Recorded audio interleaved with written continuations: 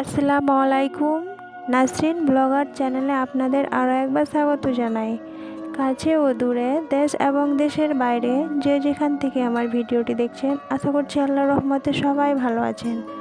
আমরা আলহামদুলিল্লাহ ভালো আছি। তো চলে আসলাম আর একটা নতুন ভিডিও নিয়ে। আশা করছি ভালো লাগবে। যদি ভালো লেগে যায় তাহলে ভিডিওটিতে একটা লাইক করো আর চ্যানেলটি সাবস্ক্রাইব করে আমার পাশে থেকো। এখন বাজে সকাল 7টা আর আজকের ব্লগটি আমি সকাল 7টা থেকে স্টার্ট করলাম। তো সকালে চা নাস্তা খেয়ে আমি ঘরটাকে গুছিয়ে নিলাম। তারপরে বাবা কিছু ফল নিয়ে এসেছিলো, ফলগুলোকে ফলের জায়গাতে রেখে দিলাম। তারপরে দুপুরে রান্না বান্না করতে চলে এসেছি। তো আজকে দুপুরে রান্না হবে চিকেন, তার জন্য তো চিকেনটাকে আমি চাপিয়ে দিয়েছি। তো তারপরে দিয়ে দিলাম চিকেনের সব কিছুই যা যা লাগে সব কিছুই দিয়ে দিলাম। চিকেনটাকে ভালো করে এখন কষিয়ে নিচ্ছি।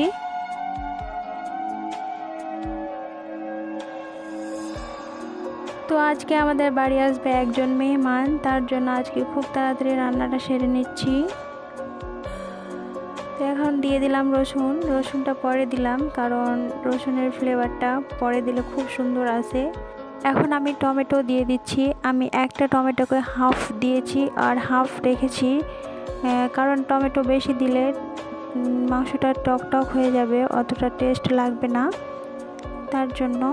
তো টমেটো এই কারণেই দিলাম যে পোলট্রির মাংসতে একটা আঁশটে গন্ধ থাকে, সেই আঁশটেটা এই টমেটো দিলে কেটে যাবে, তার জন্য। তো একটা চুলোতে দিয়েছি মাংস আর একটা চুলোতে দিয়েছি পটলের ভাজা।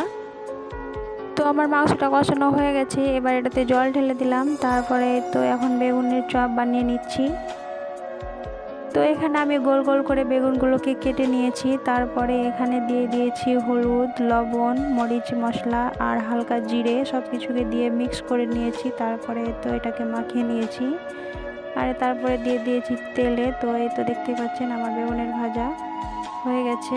তারপরে এই তো দেখেন এখানে কত কিছু রান্না করেছি আজকে।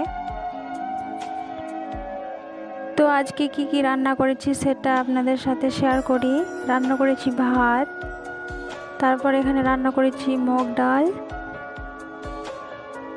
তারপরে এই তো আলুর ভাজা, তারপরে এই তো চিকেন, তরাই,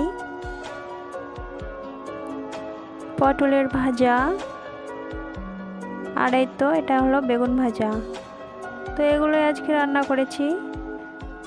তো এখন খেতে দিয়ে দেব।